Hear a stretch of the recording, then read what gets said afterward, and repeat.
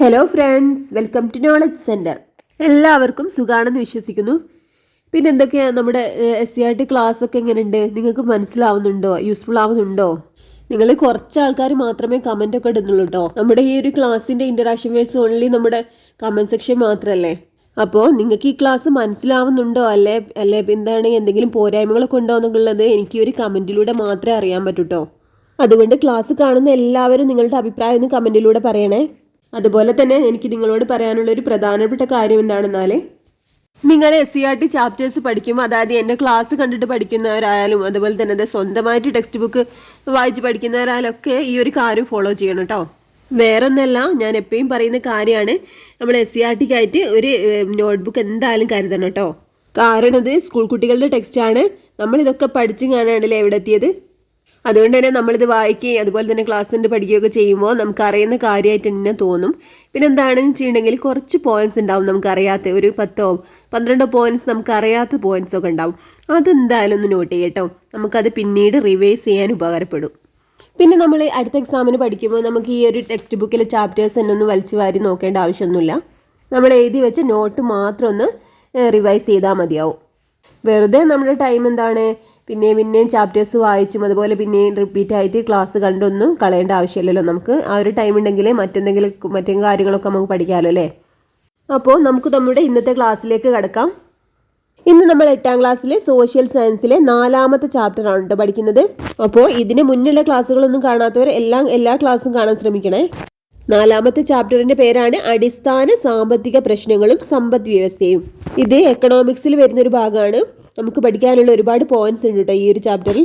അപ്പോൾ നമ്മുടെ ഈ ഒരു ചാപ്റ്ററിന്റെ തുടക്കത്തിൽ തന്നെ എന്താണ് തന്നിട്ടുള്ളത് നോക്കാം. ഭക്ഷണം, വസ്ത്രം, പാർപ്പിടം എന്നിങ്ങനെ ജീവിതത്തിന്റെ നിലനിൽപ്പിന് ഒഴിച്ചുകൂടാനാവാത്ത ആവശ്യങ്ങളെ അടിസ്ഥാന ആവശ്യങ്ങൾ അല്ലെങ്കിൽ ബേസിക് നീഡ്സ് എന്ന് പറയും. നമുക്കറിയാവുന്ന കാര്യമാണ് അല്ലേ. ഭക്ഷണം, വസ്ത്രം, പാർപ്പിടം എന്നിങ്ങനെ നമ്മുടെ ജീവിതത്തിന്റെ നിലനിൽപ്പിന് ഒഴിച്ചുകൂടാനാവാത്ത ആവശ്യങ്ങളെയാണ് അടിസ്ഥാന ആവശ്യങ്ങൾ എന്ന് പറയുന്നത് അല്ലേ. എന്നാൽ നാം നിത്യജീവിതത്തിൽ ഉപയോഗിക്കുന്ന എല്ലാ സാധനങ്ങളും സേവനങ്ങളും അടിസ്ഥാന ആവശ്യങ്ങളെ തൃപ്തിപ്പെടുത്താൻ മാത്രമായി ഉപയോഗിക്കുന്നവയാണോ? നമ്മുടെ ജീവിതത്തെ കൂടുതൽ സുഖകരവും സന്തോഷകരവുമാക്കുന്ന ചില ആവശ്യങ്ങളുണ്ട് അല്ലേ. ഈ ആവശ്യങ്ങളെയാണ് സന്തോഷദായക ആവശ്യങ്ങൾ എന്ന് പറയുന്നത്. അപ്പം എന്താണ് പറഞ്ഞിട്ടുള്ളത്? നമ്മുടെ ജീവിതത്തിലെ അടിസ്ഥാന ആവശ്യങ്ങളല്ലാതെ നമ്മുടെ ജീവിതത്തെ കൂടുതൽ സുഖകരവും സന്തോഷകരവുമാക്കുന്ന ചില ആവശ്യങ്ങളാണ് എന്ത്? സന്തോഷദായക ആവശ്യങ്ങൾ എന്ന് പറയുന്നത്. ആഡംബര കാറുകൾ, വിലപിടിപ്പുള്ള ആഭരണങ്ങൾ, ഉയർന്ന മൂല്യമുള്ള വസ്ത്രങ്ങൾ എന്നിവയുടെ എല്ലാ ഉപയോഗം ഇതിനുദാഹരണമാണ്. പിടിപ്പുള്ള ആഭരണങ്ങൾ, അതുപോലെ തന്നെ ഉയർന്ന മൂല്യമുള്ള വസ്ത്രങ്ങൾ, അതുപോലെ ആഡംബര കാറുകളൊക്കെ നമ്മുടെ സന്തോഷദായക ആവശ്യങ്ങൾക്ക് ഉദാഹരണങ്ങളാണ് കേട്ടോ. ഇനി 2 ആവശ്യങ്ങൾക്കുള്ള പൊതുവായിട്ടുള്ള സവിശേഷതകളാണ് കേട്ടോ നമ്മൾ നോക്കുന്നത്. എന്തൊക്കെയാണ് സവിശേഷതകൾ? മനുഷ്യന്റെ ആവശ്യങ്ങൾ വൈവിധ്യവും എണ്ണമറ്റതുമാണ് അല്ലേ. ചില ആവശ്യങ്ങൾ ഒറ്റയ്ക്കും മറ്റു ചിലത് കൂട്ടായ പരിശ്രമത്തിലൂടെയാണ് നമുക്ക് നിറവേറ്റാൻ കഴിയുന്നത് അല്ലേ. ഒരിക്കൽ നിറവേറ്റപ്പെട്ട ആവശ്യം ആവർത്തിക്കപ്പെടാം. സമയം, സ്ഥലം, വ്യക്തികൾ എന്നിവയ്ക്കനുസരിച്ച് ആവശ്യങ്ങൾ വ്യത്യസ്തമായിരിക്കും. മനുഷ്യ പുരോഗതിക്കൊപ്പം ആവശ്യങ്ങളിലും മാറ്റങ്ങൾ ഉണ്ടാകുന്നു. അപ്പോൾ എന്തൊക്കെയാണ് സവിശേഷതകൾ? മനുഷ്യന്റെ ആവശ്യങ്ങൾ വൈവിധ്യവും എണ്ണമറ്റതുമാണ് അല്ലേ. അതുപോലെ ചില ആവശ്യങ്ങൾ എന്താണ് നമുക്ക് ഒറ്റയ്ക്ക് നേടാൻ കഴിയും, മറ്റൊരു ചിലത് കൂട്ടായ പരിശ്രമത്തിലൂടെയാണ് നമുക്ക് നിറവേറ്റാൻ കഴിയുന്നത്. പിന്നെന്താണ്? ഒരിക്കൽ നിറവേറ്റപ്പെട്ട ആവശ്യം പിന്നെയും ആവർത്തിക്കപ്പെടാം അല്ലേ. അതിനൊരു എക്സാമ്പിൾ പറയുകയാണെങ്കിൽ, നമ്മൾ ഇഷ്ടപ്പെട്ടൊരു വസ്ത്രം വാങ്ങുകയാണെന്ന് വിചാരിക്കുക, അല്ലെങ്കിൽ നമുക്ക് ഇഷ്ടപ്പെട്ടൊരു ഭക്ഷണം നമ്മൾ വാങ്ങി കഴിക്കാമെന്ന് വിചാരിക്കുക. പിന്നെയും നമുക്ക് അത് വാങ്ങി കഴിക്കാനും അതുപോലെ തന്നെ അങ്ങനെയുള്ള വസ്ത്രങ്ങൾ വാങ്ങാനൊക്കെ ഉള്ള ആഗ്രഹങ്ങൾ പിന്നെ ഉണ്ടാവും അല്ലേ. അതുപോലെ തന്നെ സമയം, സ്ഥലം, വ്യക്തികൾ എന്നിവയ്ക്കനുസരിച്ച് ആവശ്യങ്ങളും വ്യത്യസ്തമായിരിക്കും. പിന്നെന്താണ്? മനുഷ്യ പുരോഗതിക്കൊപ്പം ആവശ്യങ്ങളിലും മാറ്റങ്ങൾ ഉണ്ടാകുന്നു. അതായത് ഒരാളുടെ സാമ്പത്തിക സ്ഥിതി മെച്ചപ്പെടുമ്പോൾ അവരുടെ ആവശ്യങ്ങളിലും മാറ്റം ഉണ്ടാകുന്നുണ്ട് അല്ലേ. അപ്പോൾ പുരോഗതിയോടൊപ്പം ആവശ്യങ്ങളും വർദ്ധിക്കുന്നു. എന്നാൽ വിഭവങ്ങൾ ആവശ്യങ്ങൾക്ക് ആനുപാതികമായി വർദ്ധിക്കണമെന്നില്ല. സാധനങ്ങളും സേവനങ്ങളും പണം നൽകിയും അല്ലാതെയും നാം ഉപയോഗിക്കാറുണ്ട്. മനുഷ്യന്റെ ആവശ്യങ്ങൾ നിരവധിയായതിനാൽ അത് നിറവേറ്റപ്പെടുന്നതിന് ഒരു മുൻഗണനാക്രമം ആവശ്യമാണ്. അപ്പോൾ ഓരോ മനുഷ്യർക്കും നിരവധി ആവശ്യങ്ങളാണ് അല്ലേ. അപ്പോൾ എന്തൊക്കെയാണ് നമ്മുടെ ഏറ്റവും പ്രയോറിറ്റി ഉള്ള കാര്യമാണ് നമുക്ക് ആദ്യം തന്നെ നമ്മൾ നിറവേറ്റാൻ ശ്രമിക്കാം. അപ്പോൾ ആവശ്യങ്ങൾ നിരവധിയായതിനാൽ അത് നിറവേറ്റപ്പെടുന്നതിന് ഒരു മുൻഗണനാക്രമം ആവശ്യമാണ്. അടിസ്ഥാന ആവശ്യങ്ങൾ നിറവേറ്റുന്നതിനായിരിക്കും വ്യക്തികൾ മുൻഗണന നൽകുന്നത്. ഇത്തരത്തിൽ മനുഷ്യന്റെ വിവിധ തരം ആവശ്യങ്ങൾ നിറവേറ്റുന്നതിനായി രാജ്യം ധാരാളം സാധനങ്ങളും സേവനങ്ങളും ഉൽപ്പാദിപ്പിക്കുന്നുണ്ട്. അപ്പോൾ നമ്മൾ ആദ്യം മുൻഗണന നൽകുന്നത് നമ്മുടെ അടിസ്ഥാന ആവശ്യങ്ങൾക്കായിരിക്കും അല്ലേ. ഇത്തരത്തിൽ മനുഷ്യന്റെ വിവിധ തരം ആവശ്യങ്ങൾ നിറവേറ്റുന്നതിനായിട്ട് രാജ്യത്ത് ധാരാളം സാധനങ്ങളും സേവനങ്ങളും ഒക്കെ ഉൽപ്പാദിപ്പിക്കുന്നുണ്ട്. ഇനി എന്താണ് പറഞ്ഞിട്ടുള്ളത്, ഇങ്ങനെ ഉൽപാദന പ്രക്രിയയുമായിട്ട് ബന്ധപ്പെട്ട് നമ്മൾ അടിസ്ഥാനപരമായിട്ട് ചില പ്രശ്നങ്ങൾ അഭിമുഖീകരിക്കേണ്ടി വരുന്നുണ്ട്. അപ്പോൾ എന്തൊക്കെയാണ് ആ അടിസ്ഥാന സാമ്പത്തിക പ്രശ്നങ്ങൾ നോക്കാം.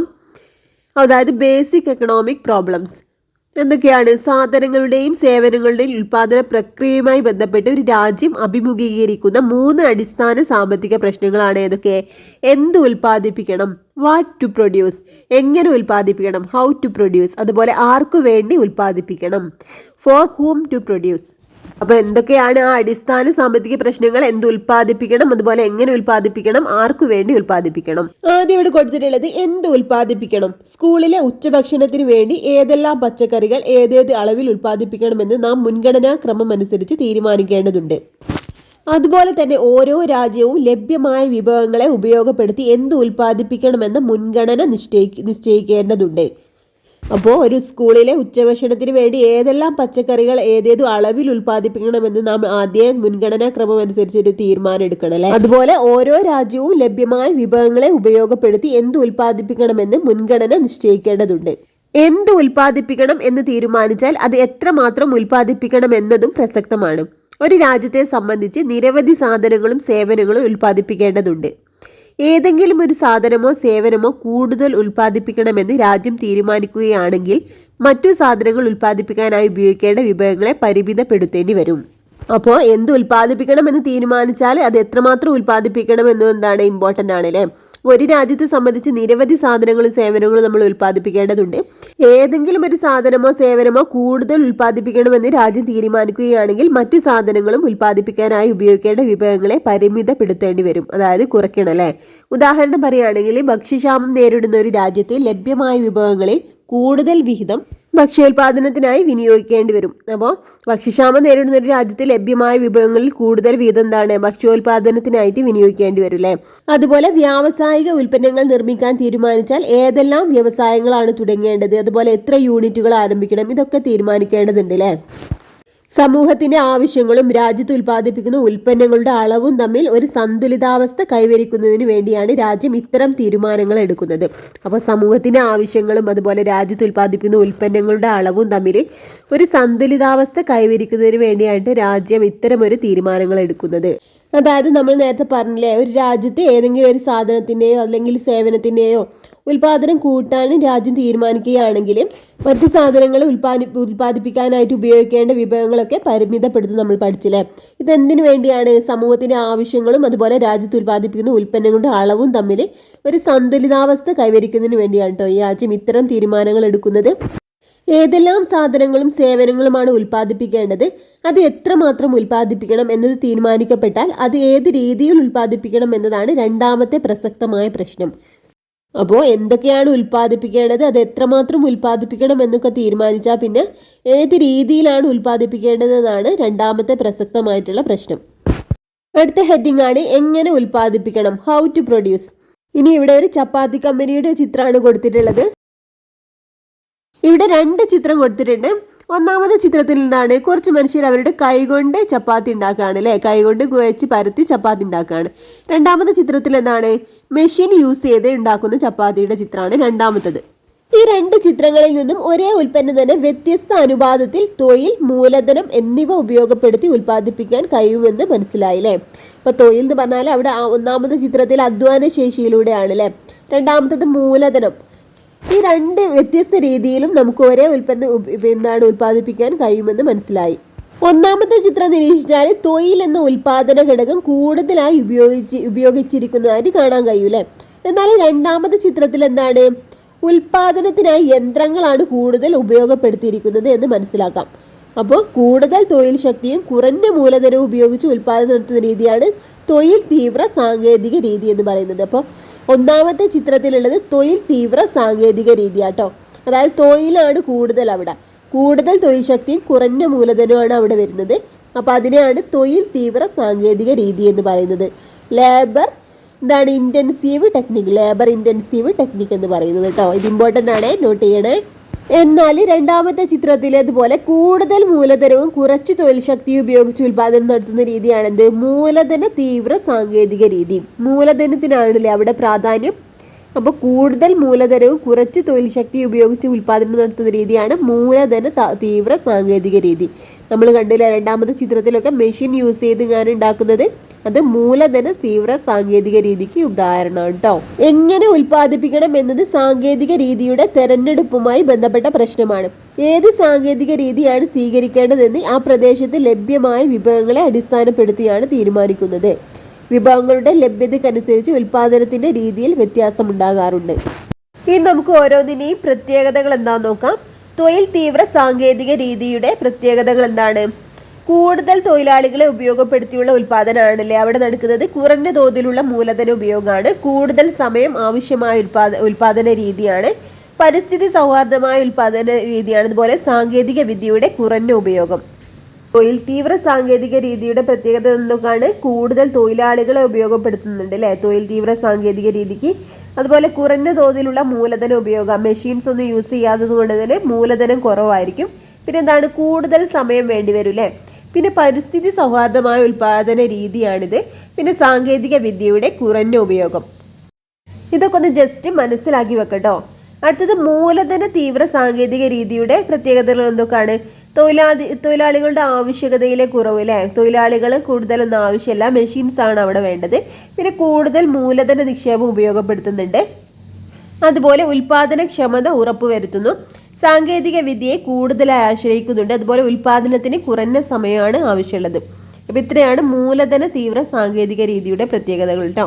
ഇപ്പം രാജ്യത്തിൻ്റെ ആവശ്യങ്ങൾ, ഉൽപാദന ഘടകങ്ങളുടെ ലഭ്യത എന്നിവ കണക്കിലെടുത്തുകൊണ്ടാവണം ഉൽപാദന രീതി തീരുമാനിക്കേണ്ടത്. ഇതൊക്കെ ഒന്ന് ജസ്റ്റ് മനസ്സിലാക്കി വെച്ചാൽ മതി കേട്ടോ. പിന്നെ എന്താണെന്ന് പറഞ്ഞിട്ടുണ്ടെങ്കിൽ ഈ ഒരു ചാപ്റ്ററിൻ്റെ അവസാന ഭാഗത്തേക്കാണ് കൂടുതൽ ഇമ്പോർട്ടൻ്റ് ആയിട്ടുള്ള കാര്യങ്ങളൊക്കെ വരുന്നത് കേട്ടോ. അടുത്ത ഉൽപാദന പ്രശ്നമാണ് ആർക്കു വേണ്ടി ഉൽപ്പാദിപ്പിക്കണം. ജനങ്ങളുടെ ആവശ്യങ്ങൾ നിറവേറ്റുന്നതിന് വേണ്ടിയായിരിക്കണം ഉൽപാദനം നടത്തേണ്ടത്. ഉൽപ്പാദിപ്പിക്കപ്പെടുന്ന സാധനങ്ങളും സേവനങ്ങളും ജനങ്ങൾക്കിടയിൽ വിതരണം ചെയ്യപ്പെടുന്നത് എങ്ങനെയെന്നതാണ് ആർക്കു വേണ്ടി ഉൽപ്പാദിപ്പിക്കണം എന്നതുകൊണ്ട് അർത്ഥമാക്കുന്നത്. അപ്പോൾ ഉൽപ്പാദിപ്പിക്കപ്പെടുന്ന സാധനങ്ങളും സേവനങ്ങളും ജനങ്ങൾക്കിടയിൽ വിതരണം ചെയ്യപ്പെടുന്നത് എങ്ങനെ എന്നാണെന്ത് ആർക്കു വേണ്ടി ഉൽപ്പാദിപ്പിക്കണം എന്നതുകൊണ്ട് അർത്ഥമാക്കുന്നത്. ലഭ്യമായ വിഭവങ്ങളെ സമൂഹത്തിലെ എല്ലാവർക്കും പ്രയോജനകരമാം വിധം വിനിയോഗിക്കുന്ന തരത്തിൽ വേണം ഉൽപാദന പ്രവർത്തനങ്ങൾ ആസൂത്രണം ചെയ്യേണ്ടത്. സാധനങ്ങളും സേവനങ്ങളും ഉൽപ്പാദിപ്പിക്കുന്നത് ഉൽപാദന ഘടകങ്ങളായ ഭൂമി, തൊഴിൽ, മൂലധനം, സംഘാടനം എന്നിവയുടെ ഒരുമിച്ചുള്ള പ്രവർത്തനത്തിലൂടെയാണ്. അപ്പൊ എന്തൊക്കെയാണ് ഉൽപാദന ഘടകങ്ങൾ? ഭൂമി, തൊഴിൽ, മൂലധനം, സംഘാടനം എന്നിവയാട്ടോ ഉൽപാദന ഘടകങ്ങൾ. നമ്മൾ കഴിഞ്ഞ ക്ലാസ് പഠിച്ചിട്ടുണ്ടല്ലേ ഇത്. അങ്ങനെയെങ്കിൽ ഉൽപ്പാദിപ്പിച്ച സാധനങ്ങളുടെ മൂല്യം ഉൽപാദന ഘടകങ്ങൾക്ക് അവയുടെ പങ്കിനനുസരിച്ച് വിതരണം ചെയ്യപ്പെടേണ്ടതുണ്ട്. ഭൂമിക്ക് പാട്ടമായും, തൊഴിലിന് വേതനമായും, മൂലധനത്തിന് പലിശയായും, സംഘാടനത്തിന് ലാഭമായും ഉൽപ്പന്ന മൂല്യം വിതരണം ചെയ്യേണ്ടതുണ്ട്. അതായത് ഉൽപാദനത്തിൽ നിന്നുള്ള വരുമാനം എങ്ങനെ വിതരണം ചെയ്യപ്പെടുന്നുവെന്നതും പ്രധാനമാണ് കേട്ടോ.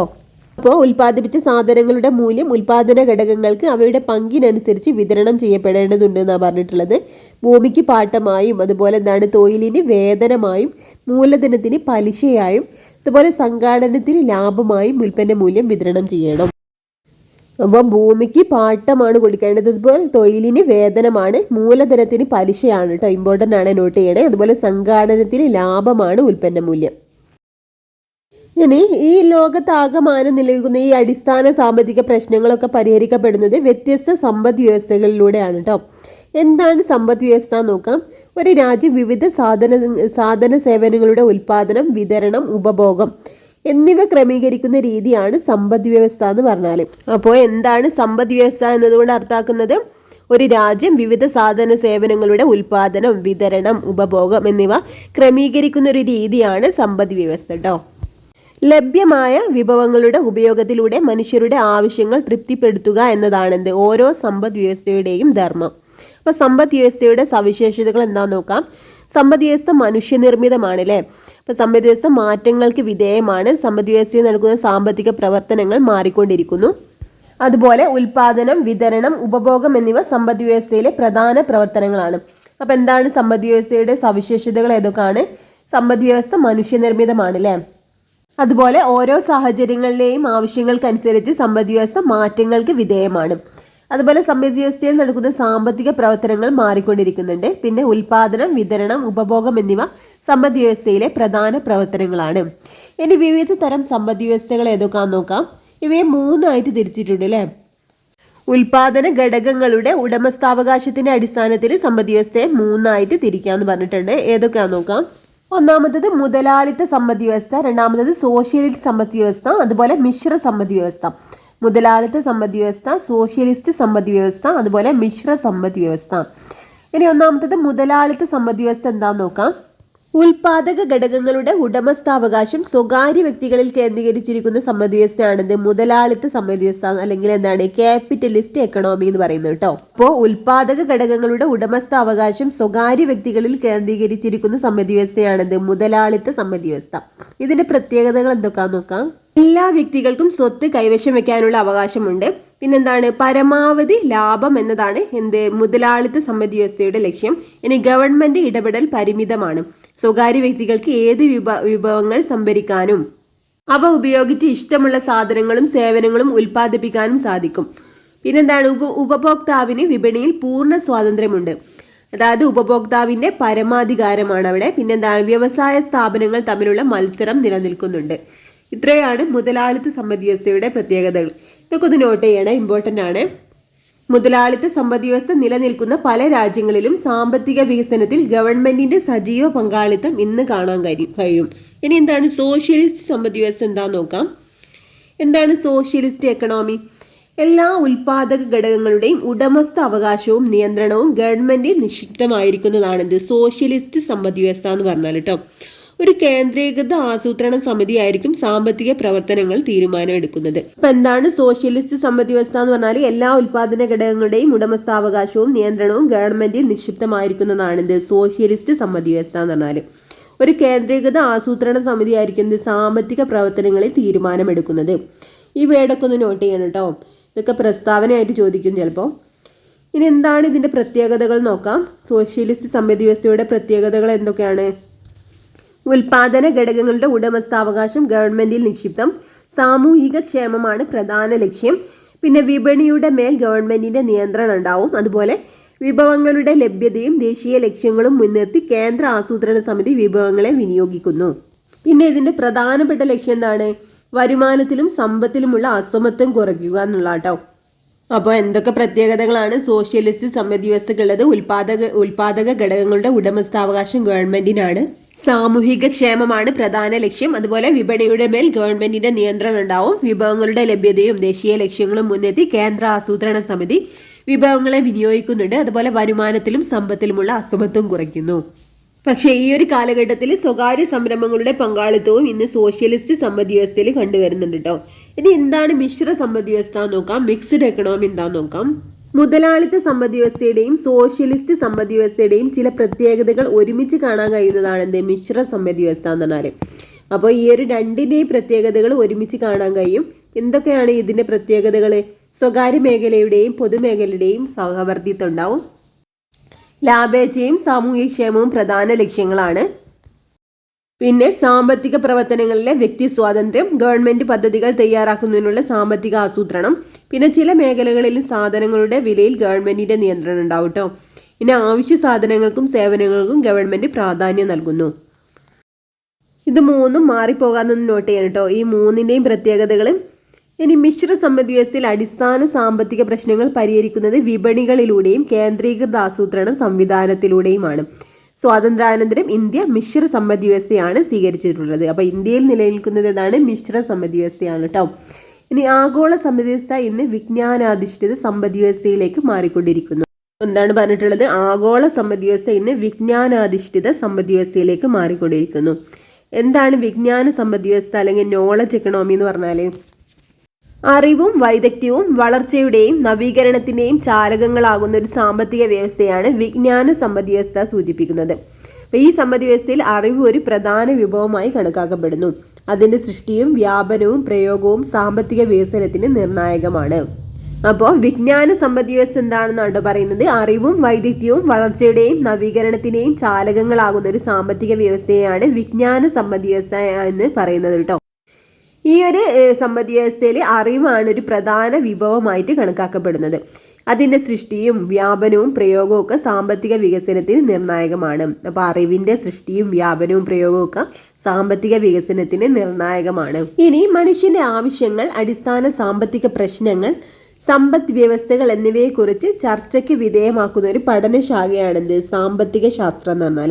ഇപ്പം എന്താണ് സാമ്പത്തിക ശാസ്ത്രം എന്ന് ചോദിച്ചാൽ ഡെഫിനിഷൻ: മനുഷ്യന്റെ ആവശ്യങ്ങൾ, അതുപോലെ അടിസ്ഥാന സാമ്പത്തിക പ്രശ്നങ്ങൾ, അതുപോലെ സമ്പദ് വ്യവസ്ഥകൾ എന്നിവയെക്കുറിച്ചുള്ള ചർച്ചയ്ക്ക് വിധേയമാകുന്ന ഒരു പഠനശാഖയാണെന്ത്? സാമ്പത്തിക ശാസ്ത്രം. നമ്മുടെ ദൈനംദിന ജീവിതവുമായിട്ട് ബന്ധപ്പെട്ടിരിക്കുന്ന ബജറ്റ്, ബാങ്കിങ്, കമ്പോളം, സാധന സേവനങ്ങൾ മുതലായവയും ഇതിൽ ഉൾപ്പെടുന്നുണ്ട്. അപ്പോൾ എന്തൊക്കെ ഇതിൽ ഉൾപ്പെടുന്നുണ്ട്? നമ്മുടെ ദൈനംദിന ജീവിതവുമായിട്ട് ബന്ധപ്പെട്ടിരിക്കുന്ന ബജറ്റ്, ബാങ്കിങ്, കമ്പോളം, പിന്നെ അതുപോലെ സാധന സേവനങ്ങൾ മുതലായവയൊക്കെ ഇതിൽ ഉൾപ്പെടുന്നുണ്ട്. ആദ്യകാലത്ത് സമ്പത്തിന്റെ ശാസ്ത്രം എന്ന നിലയിലാണ് സാമ്പത്തിക ശാസ്ത്രം അറിയപ്പെട്ടിരുന്നത്. അപ്പോൾ ഇതിൽ പ്രധാന വക്താവായിരുന്നു സാമ്പത്തിക ശാസ്ത്രത്തിന്റെ പിതാവായി അറിയപ്പെടുന്ന ആഡം സ്മിത്ത്. അപ്പോൾ സാമ്പത്തിക ശാസ്ത്രത്തിന്റെ പിതാവ് എന്നറിയപ്പെടുന്നത് ആഡം സ്മിത്ത് ആട്ടോ. ആൽഫ്രഡ് മാർഷൽ ക്ഷേമത്തെക്കുറിച്ച് പ്രതിപാദിക്കുന്ന ശാസ്ത്രമായി സാമ്പത്തിക ശാസ്ത്രത്തെ രൂപപ്പെടുത്തി. അപ്പോൾ പിന്നീട് എന്താണ്? ആൽഫ്രഡ് മാർഷൽ ക്ഷേമത്തെക്കുറിച്ച് പ്രതിപാദിക്കുന്ന ഒരു ശാസ്ത്രമായിട്ട് സാമ്പത്തിക ശാസ്ത്രത്തെ രൂപപ്പെടുത്തിയിരുന്നു. മനുഷ്യന്റെ ആവശ്യങ്ങളും പരിമിതമായ വിഭവങ്ങളും തമ്മിലുള്ള ബന്ധത്തെക്കുറിച്ച് ചർച്ച ചെയ്യുന്ന ശാഖയായി സാമ്പത്തിക ശാസ്ത്രത്തെ ലേണൽ റോബിൻസ് വിഭാവനം ചെയ്തു. അപ്പോൾ സാമ്പത്തിക ശാസ്ത്രത്തിന്റെ പിതാവ് എന്നറിയപ്പെടുന്ന ആഡം സ്മിത്ത് എന്താണ്? ആദ്യകാലത്ത് സമ്പത്തിന്റെ ശാസ്ത്രം എന്ന നിലയാണ് സാമ്പത്തിക ശാസ്ത്രത്തെ രൂപപ്പെടുത്തിയിരുന്നത്. പിന്നീട് എന്താണ്? ആൽഫ്രഡ് മാർഷൽ ക്ഷേമത്തെക്കുറിച്ച് പ്രതിപാദിക്കുന്ന ശാസ്ത്രമായിട്ടാണ് സാമ്പത്തിക ശാസ്ത്രത്തെ രൂപപ്പെടുത്തിയത്. പിന്നെന്താണ്? മനുഷ്യന്റെ ആവശ്യങ്ങളും പരിമിതമായ വിഭവങ്ങളും തമ്മിലുള്ള ബന്ധത്തെക്കുറിച്ച് ചർച്ച ചെയ്യുന്ന ഒരു ശാഖയാണ് സാമ്പത്തിക ശാസ്ത്രം എന്ന നിലയിൽ വിഭാവനം ചെയ്തത് ലേണൽ റോബിൻസ് ആട്ടോ. അപ്പോൾ 3 പേര് എന്താണെന്നുള്ളത് ഒന്ന് നോട്ട് ചെയ്യണം കേട്ടോ. ആഡം സ്മിത്ത് എന്തായിരുന്നു? സമ്പത്തിന്റെ ശാസ്ത്രമായിട്ടാണ്. ആൽഫ്രഡ് മാർഷലോ എന്താണ്? ക്ഷേമത്തെക്കുറിച്ച് പ്രതിപാദിക്കുന്ന ശാസ്ത്രമായിട്ടാണ് രൂപപ്പെടുത്തിയത്. പിന്നെന്താണ്? ലേണൽ റോബിൻസ് എന്താണ്? മനുഷ്യന്റെ ആവശ്യങ്ങളും പരിമിതമായ വിഭവങ്ങളും തമ്മിലുള്ള ബന്ധത്തെക്കുറിച്ച് ചർച്ച ചെയ്യുന്ന ഒരു ശാഖയാണ് സാമ്പത്തിക ശാസ്ത്രം എന്നാണ് ലേണൽ റോബിൻസ് പറഞ്ഞത്. ഇവരുടെ 3 പേരുടെയും ചിത്രം ഇവിടെ കൊടുത്തിട്ടുണ്ട് കേട്ടോ.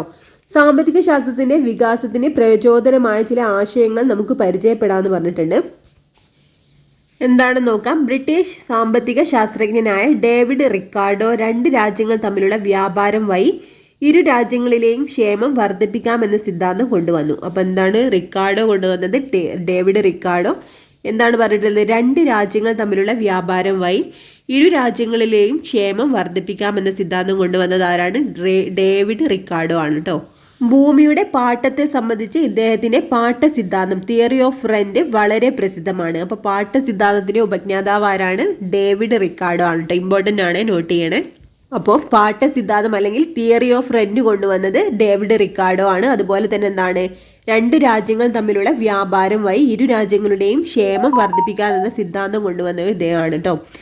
ഇദ്ദേഹം എന്താണ്? ബ്രിട്ടീഷ് സാമ്പത്തിക ശാസ്ത്രജ്ഞനാണ്. ഇനി ജർമ്മൻ സാമ്പത്തിക ശാസ്ത്രജ്ഞനും അതുപോലെ തത്വചിന്തകനുമായിട്ടുള്ള കാൾ മാർക്സ് എന്താണ്? മിച്ചമൂല്യ സിദ്ധാന്തം അല്ലെങ്കിൽ എന്താണ്? തിയറി ഓഫ് സർപ്ലസ് വാല്യൂ ആവിഷ്കരിച്ചത് കാൾ മാർക്സ് ആട്ടോ. മാർക്സിന്റെ അഭിപ്രായത്തിൽ എന്താണ്? ഉൽപാദനത്തിന്റെ അടിസ്ഥാനം തൊഴിലാളികളുടെ അധ്വാനമാണ്. എന്നാൽ അതിലെ ഒരു ചെറിയ ഭാഗം മാത്രം തൊഴിലാളിക്ക് നൽകി അധിക ഭാഗവും മുതലാളി കൈക്കലാക്കുന്നു എന്നാണ് ഇദ്ദേഹം പറഞ്ഞിട്ടുള്ളത്. അദ്ദേഹത്തിന്റെ മിച്ചമൂല്യ സിദ്ധാന്തത്തിലാണ് ഇത് ആവിഷ്കരിച്ചിട്ടുള്ളത് കേട്ടോ. അപ്പൊ എന്താണ് പറഞ്ഞിട്ടുള്ളത്? ജർമ്മൻ സാമ്പത്തിക ശാസ്ത്രജ്ഞനാണ് ആര്? കാൾ മാർക്സ് കേട്ടോ. മിച്ചമൂല്യ സിദ്ധാന്തത്തിന്റെ ഉപജ്ഞാതാവാണ്. ഇദ്ദേഹത്തിന്റെ അഭിപ്രായത്തിൽ ഉൽപാദനത്തിന്റെ അടിസ്ഥാനം തൊഴിലാളികളുടെ അധ്വാനമാണ്. എന്നാൽ അതിന്റെ ഒരു ചെറിയ ഭാഗം മാത്രം തൊഴിലാളിക്ക് നൽകി അധിക ഭാഗവും മുതലാളി കൈയടക്കുന്നു എന്നാണ് ഇദ്ദേഹം പറഞ്ഞിട്ടുള്ളത്. അപ്പോൾ ജർമ്മൻ സാമ്പത്തിക ശാസ്ത്രജ്ഞനാണ് കാൾ മാർക്സ്. ഇതിൽ മിച്ചമൂല്യ സിദ്ധാന്തം കൊണ്ട് ഇതൊക്കെ ഒന്ന് നോട്ട് ചെയ്യണം കേട്ടോ. ഇനി സാമ്പത്തിക മേഖലയിൽ ഗവൺമെന്റിന്റെ ഇടപെടൽ എന്ന സിദ്ധാന്തത്തിനു വേണ്ടി വാദിച്ച സാമ്പത്തിക ശാസ്ത്രജ്ഞനാണ് ജെ.എം. കെയ്ൻസ്. ഗവൺമെന്റിന്റെ ഇടപെടലിലൂടെ സാമ്പത്തിക പ്രശ്നങ്ങൾ ഒരു പരിധിവരെ പരിഹരിക്കാമെന്ന് ഇദ്ദേഹം അഭിപ്രായപ്പെട്ടു. അപ്പോൾ സാമ്പത്തിക മേഖലയിൽ ഗവൺമെന്റിന്റെ ഇടപെടൽ എന്ന സിദ്ധാന്തത്തിനു വേണ്ടി വാദിച്ച സാമ്പത്തിക ശാസ്ത്രജ്ഞനാണ് ജെ.എം. കെയ്ൻസ് കേട്ടോ. ഇദ്ദേഹം എന്താ പറഞ്ഞിട്ടുള്ളത്? ഗവൺമെന്റിന്റെ ഇടപെടലിലൂടെ സാമ്പത്തിക പ്രശ്നങ്ങൾ ഒരു പരിധിവരെ പരിഹരിക്കാമെന്നാണ് ഇദ്ദേഹം പറഞ്ഞിട്ടുള്ളത്. അടുത്തത് ചെക്ക് റിപ്പബ്ലിക് വംശജനായ ജെ. ഷൂംപീറ്റർ ആവിഷ്കരിച്ച ആശയമാണെന്ത്? സൃഷ്ടിപരമായ നശീകരണം അല്ലെങ്കിൽ ക്രിയേറ്റീവ് ഡിസ്ട്രക്ഷൻ എന്ന് പറഞ്ഞാൽ കേട്ടോ. എന്താണ്? വ്യവസായങ്ങളും സാങ്കേതിക വിദ്യകളും നൂതന കണ്ടുപിടുത്തങ്ങളാൽ അതായത് ഇന്നൊവേഷൻ, പുത്തൻ അവസരങ്ങളും വളർച്ചയും സൃഷ്ടിക്കുന്നു. എന്നാൽ നിലവിലുള്ള വ്യവസായങ്ങളും സാങ്കേതിക വിദ്യകളും നൂതന കണ്ടുപിടുത്തങ്ങളാൽ തടസ്സപ്പെടുകയോ നശിക്കുകയോ ചെയ്യുന്നുവെന്നാണ് ഇദ്ദേഹം അഭിപ്രായപ്പെട്ടത്. അപ്പോൾ ചെക്ക് റിപ്പബ്ലിക് വംശജനാണ് ആര്? J.A. ഷൂംപീറ്റർ. ഇദ്ദേഹം ആവിഷ്കരിച്ച ആശയം എന്താണ്? സൃഷ്ടിപരമായ നശീകരണം. അപ്പം സൃഷ്ടിപരമായ നശീകരണം എന്ന ഒരു ആശയം ആവിഷ്കരിച്ചതാണ് ആരാണ്? J.A. ഷൂംപീറ്റർ ആട്ടോ. വ്യവസായങ്ങളും സാങ്കേതിക വിദ്യകളും നൂതന കണ്ടുപിടുത്തങ്ങളാൽ പുത്തൻ അവസരങ്ങളും വളർച്ചയും സൃഷ്ടിക്കുന്നുണ്ട്. എന്നാൽ നിലവിലുള്ള വ്യവസായങ്ങളും സാങ്കേതിക വിദ്യകളും നൂതന കണ്ടുപിടുത്തങ്ങളാൽ തടസ്സപ്പെടുകയോ നശിക്കപ്പെടുകയോ ചെയ്യുന്നുവെന്നാണ് ഇദ്ദേഹം അഭിപ്രായപ്പെട്ടത്. ഇതൊക്കെ നോട്ട് ചെയ്യണേ, ഇമ്പോർട്ടൻ്റ് ആണ്. ഇനി എന്താണ് പറഞ്ഞിട്ടുള്ളത്? സാമ്പത്തിക ശാസ്ത്രത്തിന്റെ വികാസത്തിൽ ഇന്ത്യൻ സാമ്പത്തിക ശാസ്ത്രജ്ഞരും മികച്ച സംഭാവന നൽകിയിട്ടുണ്ട്. ആരുകാണ്? രാജ്യത്തിന്റെ സാമ്പത്തിക വികസനത്തിന് കാര്യക്ഷമമായ നികുതി സമ്പ്രദായം വിഭാവനം ചെയ്ത പ്രാചീന ഇന്ത്യയിലെ ചാണക്യനും അതുപോലെ ചോച്ച സിദ്ധാന്തത്തിന്റെ ഉപജ്ഞാതാവായിട്ടുള്ള ദാദാബായ് നവറോജിയുമെല്ലാം ഇവരിൽ പ്രമുഖരാണ്. അപ്പോൾ യൂറോപ്യൻ ശാസ്ത്രജ്ഞർ മാത്രമല്ല, ഇന്ത്യൻ ശാസ്ത്രജ്ഞന്മാരായിട്ടുള്ള ആരൊക്കെയാണ്? ചാണക്യനും അതുപോലെ ദാദാബായ് നവറോജിയും എല്ലാം സാമ്പത്തിക ശാസ്ത്രത്തിന്റെ വികാസത്തിൽ പങ്കാളികളാണെന്നാണ് പറഞ്ഞിട്ടുള്ളത്. അപ്പോൾ ചാണക്യനാണ് നികുതി സമ്പ്രദായം വിഭാവനം ചെയ്തത്, ചാണക്യനാണ് കേട്ടോ. അതുപോലെ പിന്നെന്താണ്? ചോർച്ച സിദ്ധാന്തം ആവിഷ്കരിച്ചത് ദാദാബായ് നവറോജിയാണ് കേട്ടോ.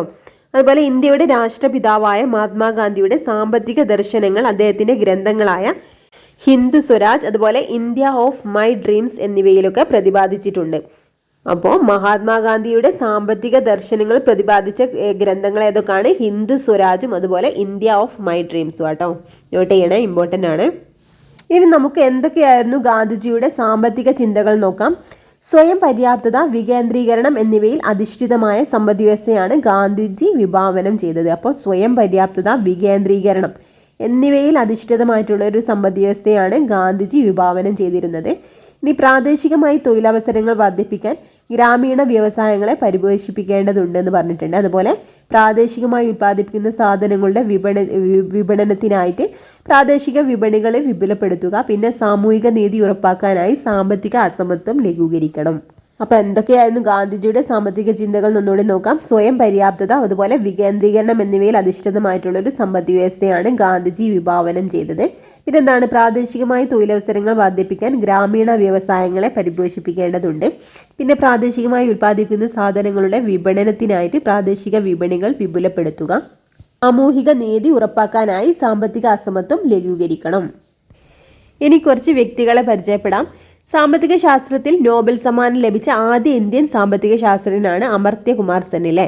നമുക്കറിയാം സാമ്പത്തിക ശാസ്ത്രത്തിൽ നോബൽ സമ്മാനം ലഭിച്ച ആദ്യ ഇന്ത്യൻ സാമ്പത്തിക ശാസ്ത്രജ്ഞൻ ആരാണ്? അമർത്യ സെൻ അല്ലെങ്കിൽ അമർത്യ കുമാർ സെൻ. ക്ഷേമ സാമ്പത്തിക ശാസ്ത്രത്തിലെ അദ്ദേഹത്തിന്റെ മികച്ച സംഭാവനകൾക്കാണ് 1998 നോബൽ സമ്മാനം ലഭിച്ചത്. അപ്പം എന്നാണ് ഇദ്ദേഹത്തിന് നോബൽ സമ്മാനം ലഭിച്ചത്? 1998 ഇദ്ദേഹത്തിന്റെ ക്ഷേമ സാമ്പത്തിക ശാസ്ത്രത്തിലെ അദ്ദേഹത്തിന്റെ മികച്ച സംഭാവനകൾക്കാട്ടോ. ഇനി അമർത്യ കുമാർ സെന്നിന്റെ ക്ഷേമ സാമ്പത്തിക ശാസ്ത്ര ചിന്തകൾ എന്തൊക്കെയാണെന്ന് നോക്കാം. സാമ്പത്തിക പുരോഗതി കൈവരിക്കാൻ വിദ്യാഭ്യാസം, ആരോഗ്യ സംരക്ഷണം, സാമൂഹിക നീതി എന്നിവയ്ക്ക് ഊന്നൽ നൽകണം. ലിംഗസമത്വം, സ്ത്രീ ശാക്തീകരണം എന്നിവ രാജ്യ പുരോഗതിക്ക് അനിവാര്യമാണ്. ഇനി സാമ്പത്തിക വികസനം വിലയിരുത്തേണ്ടത് അത് മനുഷ്യാവകാശങ്ങളിലും സ്വാതന്ത്ര്യത്തിലും ചെലുത്തുന്ന സ്വാധീനത്തിന്റെ അടിസ്ഥാനത്തിലാവണം. ഇത്രയും കാര്യങ്ങളാണ് അമർത്യ കുമാർ സെന്നിന്റെ ക്ഷേമ സാമ്പത്തിക ശാസ്ത്ര ചിന്തകൾ. ഇനി ആഗോള ദാരിദ്ര്യ നിർമ്മാർജ്ജനത്തിനുള്ള പരീക്ഷണാത്മക സമീപനം വിഭാവനം ചെയ്തതിന് 2019 സാമ്പത്തിക ശാസ്ത്രത്തിനുള്ള നോബൽ സമ്മാനം ഇന്ത്യൻ വംശജനായ അമേരിക്കൻ സാമ്പത്തിക ശാസ്ത്രജ്ഞൻ അഭിജിത്ത് വിനായക് ബാനർജിക്ക് ലഭിച്ചു. എസ്തർ ഡുഫ്ലോ, മൈക്കൽ ക്രമർ എന്നിവർക്കൊപ്പമാണ് അദ്ദേഹം ഈ പുരസ്കാരം പങ്കിട്ടത്. അപ്പോൾ നമ്മൾ പറഞ്ഞു സാമ്പത്തിക ശാസ്ത്രത്തിൽ നോബൽ സമ്മാനം ലഭിച്ച ആദ്യ ഇന്ത്യക്കാരൻ ആരാണ്? അമർത്യ സെൻ ആണ് അല്ലേ. 1998 ഇദ്ദേഹത്തിന് നോബൽ പ്രൈസ് ലഭിക്കുന്നത്. ഇനി ആഗോള ദാരിദ്ര്യ നിർമ്മാർജ്ജനത്തിനുള്ള പരീക്ഷണാത്മക സമീപനം വിഭാവനം ചെയ്തതിന് ആർക്കാണ്? 2019 സാമ്പത്തിക ശാസ്ത്രത്തിനുള്ള നോബൽ സമ്മാനം ഇന്ത്യൻ വംശജനായ അമേരിക്കൻ സാമ്പത്തിക ശാസ്ത്രജ്ഞൻ അഭിജിത്ത് വിനായക് ബാനർജിക്ക് ലഭിച്ചു. അപ്പോൾ എന്തിനാണ് ലഭിച്ചത്? ആഗോള ദാരിദ്ര്യ നിർമ്മാർജ്ജനത്തിനുള്ള പരീക്ഷണാത്മക സമീപനം വിഭാവനം ചെയ്തതിന് 2019 ലഭിച്ചത്. ഇദ്ദേഹം എന്താണ്? ഇന്ത്യൻ വംശജനായ അമേരിക്കൻ സാമ്പത്തിക ശാസ്ത്രജ്ഞനാണ് കേട്ടോ, അഭിജിത്ത് വിനായക് ബാനർജി. എസ്തർ ഡുഫ്ലോ, മൈക്കൽ ക്രമർ എന്നിവർക്കൊപ്പമാണ് ഇദ്ദേഹത്തിന് നോബൽ സമ്മാനം ലഭിച്ചത്. ഇതൊക്കെ ഇമ്പോർട്ടൻ്റ് ആണ് കേട്ടോ, പ്രസ്താവനയായിട്ട് ചോദിക്കാൻ സാധ്യതയുണ്ട്. ഇതൊക്കെ ഒന്ന് നോട്ട് ചെയ്യണേ. ഇത് നമുക്കൊരു വർക്ക് പോലെ തന്നിട്ടുള്ളതാണ്. ഇന്ത്യൻ സാമ്പത്തിക ശാസ്ത്രജ്ഞരും അതുപോലെ അവരുടെ ചിന്തകളാണ് ഇവിടെ നമുക്ക് ഫില്ല് ചെയ്യാനായിട്ട് ചിലതൊക്കെ വിട്ടു കൊടുത്തിട്ടുണ്ട്. അതൊക്കെ നോക്കാം. ചാണക്യൻ്റെത് ഇവിടെ കൊടുത്തിട്ടുണ്ട്. കാര്യക്ഷമമായ നികുതി സമ്പ്രദായം എന്ന് വിഭാവനം ചെയ്ത ആരാണ്? ചാണക്യനാണ് അല്ലേ. ഇനി ദാദാഭായ് നവറോജി എന്തായിരുന്നു? ചോർച്ച സിദ്ധാന്തത്തിന്റെ ഉപജ്ഞാതാവാണ് അല്ലേ ദാദാഭായ് നവറോജി. അടുത്തത് സ്വയം പര്യാപ്തത പിന്നെ വികേന്ദ്രീകരണം. ഇതാരുടെ ചിന്തകളാണ്? നമുക്കറിയാം അല്ലെ, മഹാത്മാഗാന്ധിയുടെ സാമ്പത്തിക ചിന്തയിൽ ഉൾപ്പെട്ടതാണ് സ്വയം പര്യാപ്തതയും വികേന്ദ്രീകരണവും. ഇനി അമർത്യകുമാർ സെൻ എന്തായിരുന്നു? ഇദ്ദേഹം ക്ഷേമ സാമ്പത്തിക ശാസ്ത്രത്തിനാണ് അല്ലെ ഊന്നൽ നൽകിയത്. അടുത്തത് ആരാണ്? ദാരിദ്ര്യ നിർമ്മാർജ്ജനത്തിനായുള്ള പരീക്ഷണാത്മക സമീപനം വിഭാവനം ചെയ്തതിന് 2019 നോബൽ പ്രൈസ് ലഭിച്ചത് ആർക്കായിരുന്നു? ഇന്ത്യൻ വംശജനായ അമേരിക്കൻ ശാസ്ത്രജ്ഞനാണ് അല്ലേ. ആരായിരുന്നു? അഭിജിത്ത് വിനായക് ബാനർജി. ഈ ഒരു ചാപ്റ്ററിന്റെ ലാസ്റ്റ് ഭാഗത്ത് ഒരു കൺക്ലൂഷൻ കൊടുത്തിട്ടുള്ളതാണ്. ലോകരാജ്യങ്ങൾ അഭിമുഖീകരിക്കുന്ന അടിസ്ഥാന സാമ്പത്തിക പ്രശ്നങ്ങൾ തിരിച്ചറിയുക വഴി വിഭവങ്ങൾ കാര്യക്ഷമമായി വിനിയോഗിക്കേണ്ടതിന്റെ ആവശ്യകത ബോധ്യമാകുന്നു. ലോകത്തെ പ്രധാന സമ്പദ് വ്യവസ്ഥകൾ തിരിച്ചറിയുകയും അടിസ്ഥാന സാമ്പത്തിക പ്രശ്നങ്ങൾ എങ്ങനെയാണ് പരിഹരിക്കപ്പെടുന്നതെന്നും നാം ചർച്ച ചെയ്തു അല്ലേ.